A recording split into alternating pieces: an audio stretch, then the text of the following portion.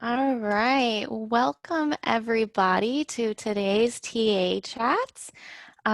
We have with us today Betsy Lazega, Brian Gont, and Katrina Emmerich. Today's TA Chat is, I believe, the fourth deeper dive module for families. We are going to be looking at keeping your child engaged, so specifically looking at engagement strategies for families. I am your host today, Rebecca Webster. So if you have any questions anytime, feel free to type them into the chat box there. We are going to be monitoring that the entire time. So if anything, you have any questions, comments, concerns, let us know.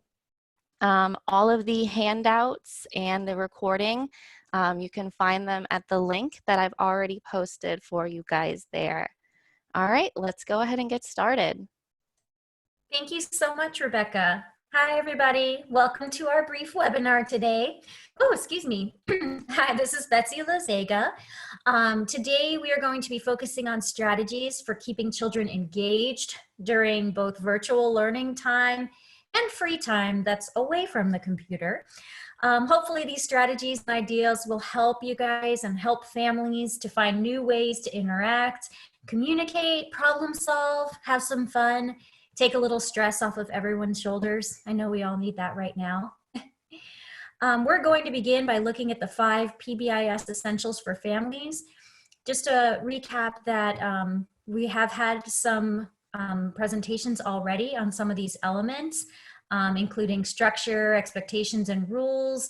All of those presentations can be found on our website. There are recordings of all of those. And so here's a little bit of an overview of what you can expect from our webinar today. We are going to kind of define what engagement is. We are also going to share some strategies that will help to improve that engagement and some resources that you can use to maintain engagement at home. Just to let you know, in the chat box, we are going to be posting a link to some handouts. So periodically throughout the chat, that link will be shared, and so you can go there and download those handouts. So what is active engagement?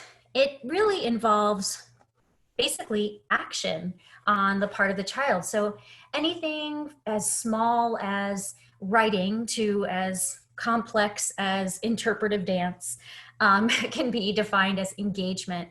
So yesterday, my son was swimming in the pool.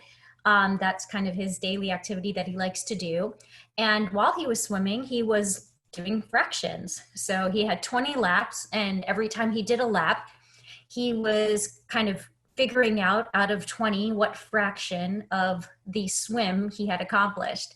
So that was a way for him to actively incorporate math into something that he was doing.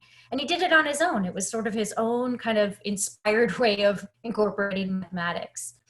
So active engagement really can be anything that we use that helps to increase student satisfaction, increase students' motivation to learn. It helps to provide, a sense of accomplishment. And when we are actively engaged, we're much more likely to retain the information that we're learning about. And so you can definitely see an improvement in student performance as a result of that active engagement. So here are some ways that we can encourage children to be engaged. One is to help your child in monitoring their daily work and performance. So sometimes that work can get away from us. And so it's really important that we stay on top of kind of what they're doing each day just to see how it's going. I know for me that means checking every day on they both use Microsoft Teams. So I go through each day and I look at what their assignments are and when they're due. And I keep a little virtual sticky note on both of my students' computers. So even though they can go in and look, I also give them a little bit of a prompt of what's due each day. Providing feedback is really important as well. Let them know how they're doing in a really positive way, especially as you see them do things that show responsibility, that show they're being actively engaged. We want to make sure that we're reinforcing that good behavior. Using the if then or first then rules. So Brian's going to go into more detail about this. It's called the Premack principle. And I was just sharing that I have been doing this with my son by not giving him the passwords to some of the websites that he really wants to use. So if he does his work, then he's able to get that password and engage in some of the other activities that he likes better than school. And develop a system for your child to ask for help. It's hard during the day when we're working. Obviously, I'm on a webinar right now, so this wouldn't be a great time to ask for help. But my kids know that if they really need me, they can text me. And that there are certain times of the day that we have some downtime where they can get help. And of course, make sure that you know who you can contact that can be a support to you, an emotional support, as well as a support for things that we need to keep in touch with in terms of our kids' schooling. So maybe there are Facebook groups of parents, or there are certain teachers that have been very helpful in getting information to you that can help to support you, and so that you can help to support your child.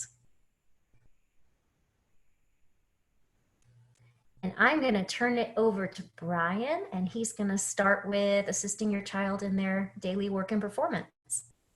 Great. Thank you, Betsy. And welcome, everybody. So as Betsy laid out for us, just an overview of some of these 6 strategies that we're going to share with you. I'm going to dig into each of them a little bit as we go through here. So one of the first things to check out in the Live Binder is a resource here you see depicted on the right. And it's just a little simple checklist. This is actually a checklist example that my child's school district provided and shared. And so it's a great way each day. You can see on the top of the form there on the right, the top right area, the days are listed. And so when you open up the document, you'll see there's an example. There's a blank template for each of the days of the week. But this is something that you and your child can start the day off with, and making sure that you're on the same page about your expectations. And so it just gives them a sense of understanding kind of what needs to be accomplished today. Now, while some of our examples and some of our strategies that we'll be talking about here in this webinar are more focused on them doing their online schoolwork while you're trying to maintain other activities at home, you can also think about maybe even some chores or responsibilities that maybe you already expect of your child depending on their age. And so this could be something to also help include that focus on is whatever the responsibilities are for the day as you're trying to coordinate the responsibilities on your own side, just how that's going to be accomplished through the day. So you would start each day with just discussing first the separation, the setup and the preparation for your child. So, making sure that they've got a quiet place to work. Sometimes students like to work in different areas of the house, but certainly you want to make sure that for your child specifically, that you've got an environment that has as minimal distractions as possible, and that that they have all the materials ready to go. And then that last question, that first section, is just are they focused? And so, sometimes there's an opportunity for us as we get our kids set up for the day is just to remind them that, listen, it's going to take some energy and you might get tired, but let's talk about, what we're going to do as far as taking breaks and keeping our energy up, for example, eating well and so forth. But once you've established the setup, then it's really a matter of you and your child writing down, what are the assignments or perhaps the chores or responsibilities that you want to make sure that your child completes in the day. And sometimes the assignments they get from teachers are due the same, the next day, and sometimes assignments they get are due, a few days from now or a week from now, depending on what grade level and subject matter they're working on. So that's just information that then you'll write down, and this is in the information that then you'll come back to at the end of the day. In the final section, you're having a self-reflection by your child, depending on their age, of course. Now, with very young children, this is something that you really want to make sure that you're doing a lot of the extra scaffolding and supports as far as how to have this conversation. But for older students, certainly we want to encourage more independence and self-reflection and self-evaluation. So that first question is just asking, did you reach your goal? And then for each of the assignments or tasks that they needed to complete today, just doing a simple checklist as far as whether or not it was actually completed. So again, this is just a way of setting the stage and having a communication with your child to plan for, what might be some potential barriers in getting in the way of them doing their work. They might want to negotiate with you as far as when they want to take their breaks and when they want to stop for lunch. But those are things that you would have as part of this conversation. So going into the next strategy, the second strategy that we're going to be focusing on is really just making sure that you are connected with the school in some way regarding your child's daily performance. Now, some teachers are more efficient than others as far as getting assignments graded and then that information shared and posted. But you want to know where is it that you can go to access your child's school platform. The example you see here on the screen is a platform known as PowerSchool, but different school districts use different platforms, whether it's Canvas, Blackboard, etc. And so certainly knowing your child's login information is going to be helpful for you and for them. Standing, do they have X percentage of points, possible so far to date? Or, do they have, the grade that you would expect them to actually have? And so just moving on to this next slide here then. So as you think about providing feedback now, you'll see additional documents that we provided for you in LiveBinder. The purpose of providing feedback is really just making sure that, again, given the conversations you've had earlier in the day and what the expectations were for what they should try to accomplish or achieve that day, is it's just then having that self-reflection and making sure that they understand how well they're performing to the expectations you have for them. So it's just simple kind of a formula here when you're giving feedback. And that's first to just make sure that everybody's on the same page about what the goal was. So going back to that first document we shared, you could go back to that, have a reflection about what happened during the day, and just check with them. So going on to the next strategy is sometimes referred to as the if-then or first-then rule. In psychology, we refer to this as the Premack principle. And some of you may know this more commonly as kind of the grandma's rule. So we're going to just watch this brief video just to get a sense of what this strategy is all about. Anyways, first, I am going to be recording this video, then I get to go eat dinner. It's getting pretty late, so eating would be my reinforcer, the thing that I want to do, and recording this video is more work. So what am I using there? I'm using something called the Premack principle. And what does that mean? It's actually just what I did, first then. First you had to do something, then you get something more reinforcing. You can also use an if then. So if you do this, then you get to get that. And some people call it grandma's rule too. And I guess because grandmas tend to say these types of things. Well, first eat your vegetables, then I'll give you an ice cream. I know my grandma used this. I'm thinking of an example now where we had to tie our shoelaces before we went outside. And so I remember my brother and I sitting on the step, and we had to tie our shoes before we can go outside and ride our bikes, and we really wanted to go ride our bikes. Well, we had to do this thing first, and we had to essentially learn how to do it. My brother, being the clever one, ended up just putting his shoelaces inside the shoe and ran outside and got to go play. And I'm here struggling, trying to get it tied. Anyways, besides the point. So that was just an example of my grandma using the first then. And so that's how we see it played. So how can we essentially get motivation, that motivation to get us to do that task first? And some other examples are, if you're using these types of things, you might say something like, go brush your teeth. If there's nothing afterwards that makes it motivating, are they going to go brush their teeth? Maybe, maybe not. Depends how much they listen and how much they like brushing their teeth. If they don't like it, that motivation might not be there. And what about if you say, go brush your teeth, and if you don't brush your teeth, then you're not watching TV? Well, you're putting something afterwards that's negative. And so you're taking something away instead of giving something positive. What do they like doing? So try to stay away from just giving just the task and just do that. So just brush your teeth, and try to stay away from using those negatives. Also, just another note too, when you're using first then and you're teaching this skill, it's a good thing to teach it a certain way. So you can teach it in a systematic way. So you can teach it by first doing where you're pairing stuff up with something that they really like with something that they really like. So they're doing both, and they're learning that language that you're going to use with them. And so they're learning the concept.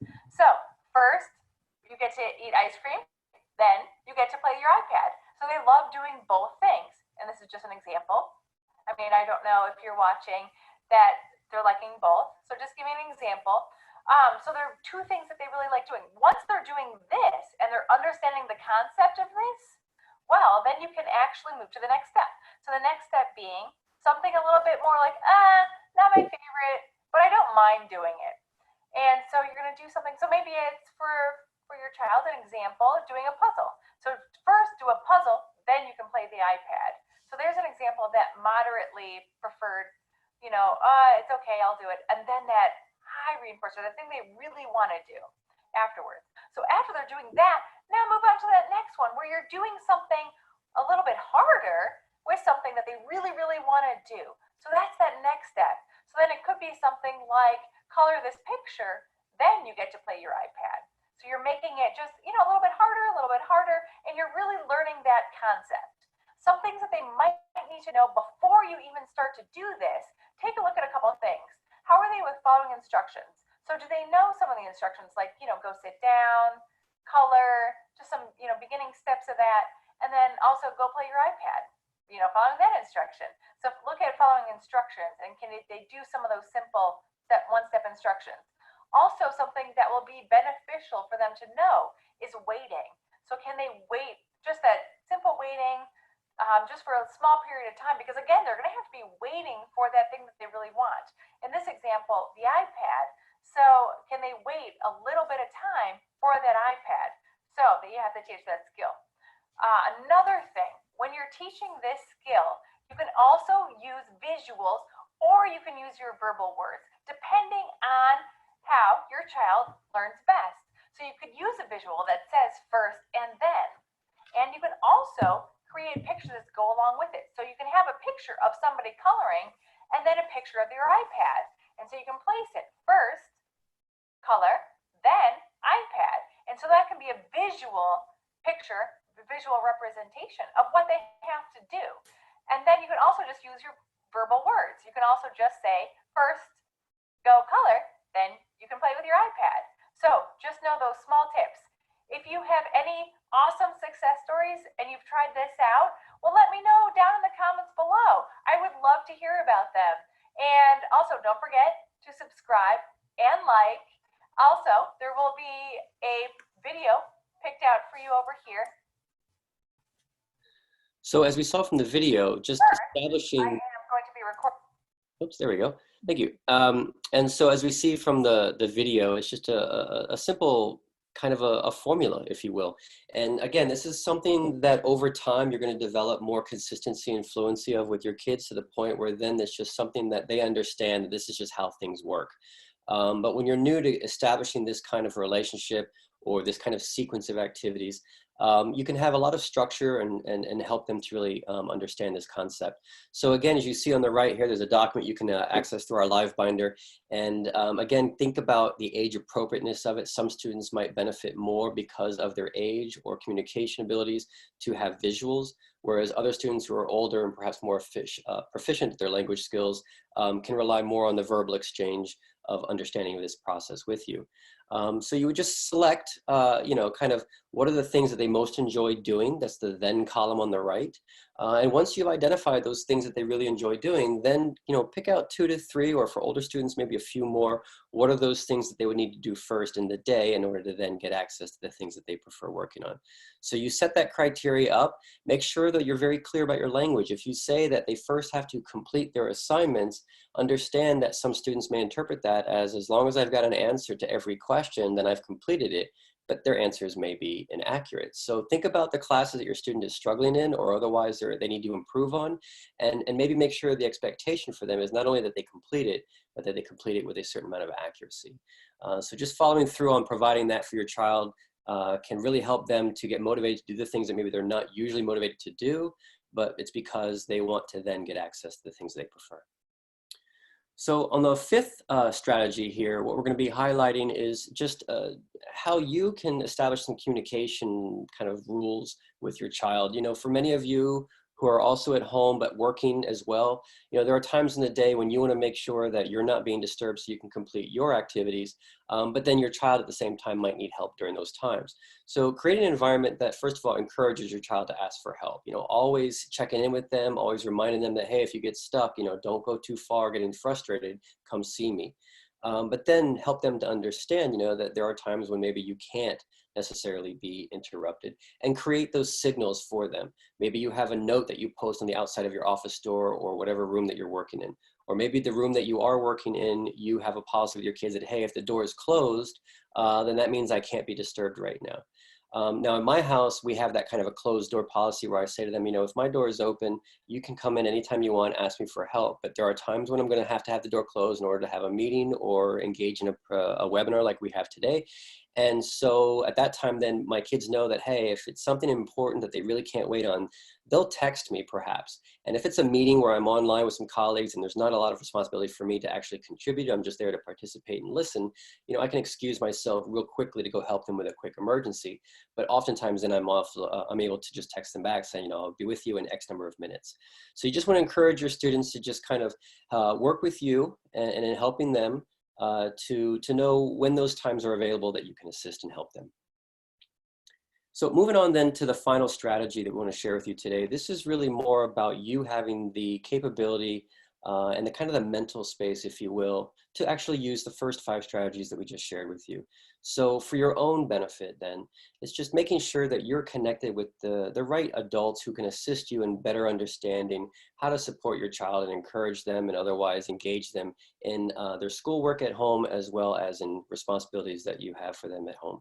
And then make sure to also have contact specifically with your classroom teacher. You know, this is a time when all of us are kind of in a new situation, including teachers who are having to now work virtually when they've never really had to do that before, perhaps. And so miscommunication sometimes exists, or otherwise things get left out.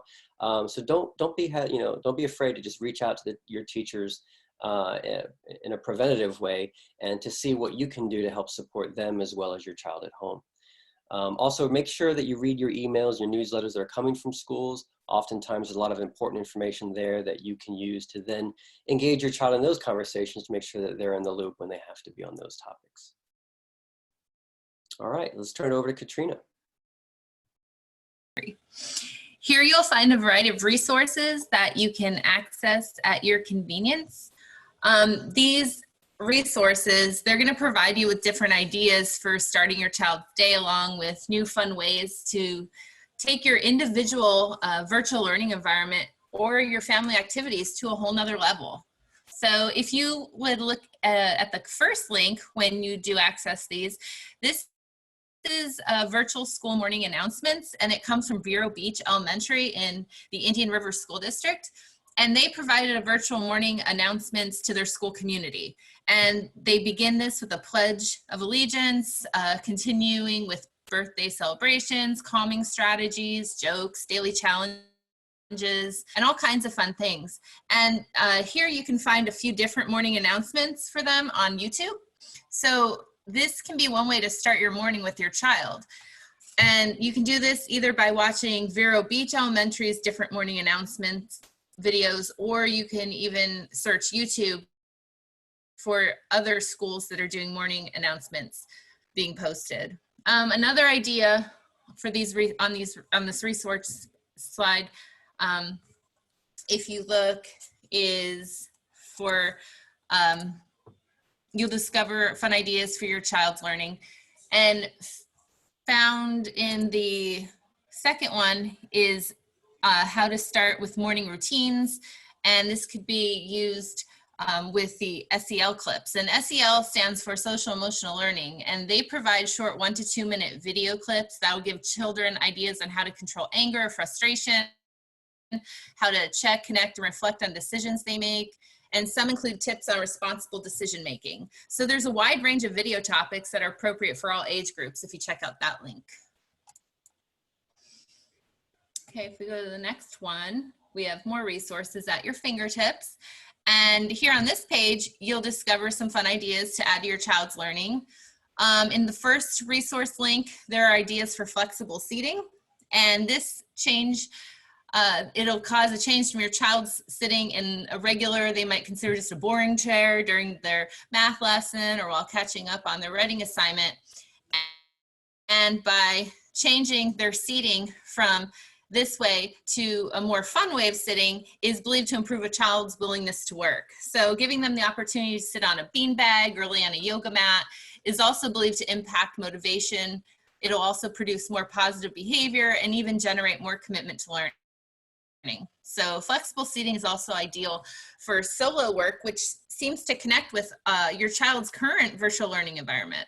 And some additional examples for flexible seating also include standing tables, yoga balls, or even a fluffy carpet. They might enjoy sitting on that to do their work. Another fun idea for student learning on the third link on this slide you'll see comes from the Florida Department of Education's website. And if you click on this link, you'll be taken to a wide range of resources and support for all age groups. So this is from pre-K all the way through 12th grade. And the resources are centered around students and their families. Here you'll be provided with tips and strategies along with videos, free activities, and all these are to keep your child learning and engaged throughout the day. And then we have a third slide here of more resources for you. And if your child is ready to get up and move, they want to shake off some of their quarantine energy, then you can hop onto one of the brain break links found here. There's 3 of those underneath the time for brain break. And here, the first one, if you explore Go Noodle, you'll see many different videos along with various themed video channels. So you can take a day going through all those. There's so many different resources you could tap into there. And you can dance, jump, duck, and slide your way all around Go Noodle together. So it's great for family fun. And if you're interested in polishing off those dance moves, then I'd recommend hopping onto the second brain break link. It's titled New Dance Moves. And maybe you and your child can have a dance off this Friday night. So you have some great resources to tap in here at your convenience and be fun for your child and the whole family involved. Here's our contact information for our project. So you'll also see the website link for the National Center on Positive Behavioral Interventions and Supports. That's what PBIS stands for, and the association on PBIS as well.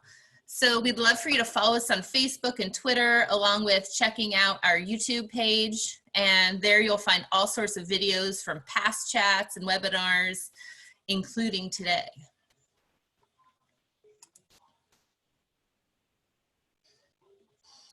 And finally, just looking here, thinking about what works for you at home. So if you would go ahead and type in the chat box, any tips or strategies that have worked for your family that you've used.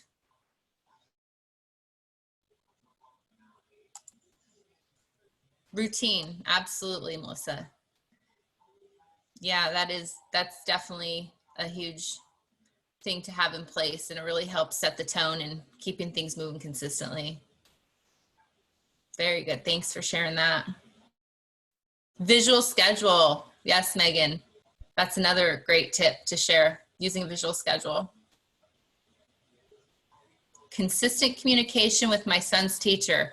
Wow, and that goes back to the stuff that Brian and Betsy talked about. You know, you really need to have that communication, understand what's happening, what's going on at all times, so you're all in the know. You're one big collaborative team. Adult SEL check-in with self. Yes, that's huge. We need to take care of ourselves too. Parents,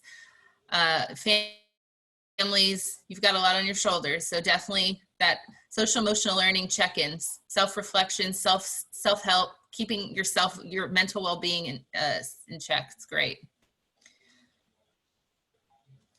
And then how about maybe what's not working for you? So let's think some tips or strategies that you've tried with your family, with your children, with your child that just does not seem to be working? This is Betsy. I think one thing that definitely didn't work for me was trying to maintain the same expectations that I had before all this started. Absolutely. I have to give my kids some space and some time to get things done. Their pace is much slower. Yeah, absolutely. Thanks for Melissa sharing. warned us, learning management system is not always working from the school side. So you have to have a backup plan. Yeah, I agree, Melissa. It's definitely not perfect right now. I love hearing your feedback. Thank you so much for sharing with us your feedback, and we hope that you're able to take at least, you know, a strategy away to get started with from today. Tap into these resources, and we thank you for being here with us. Thank you for your time. Rebecca? Thank you, Katrina, and thank you, Betsy and Brian, and thank you everyone for joining us today.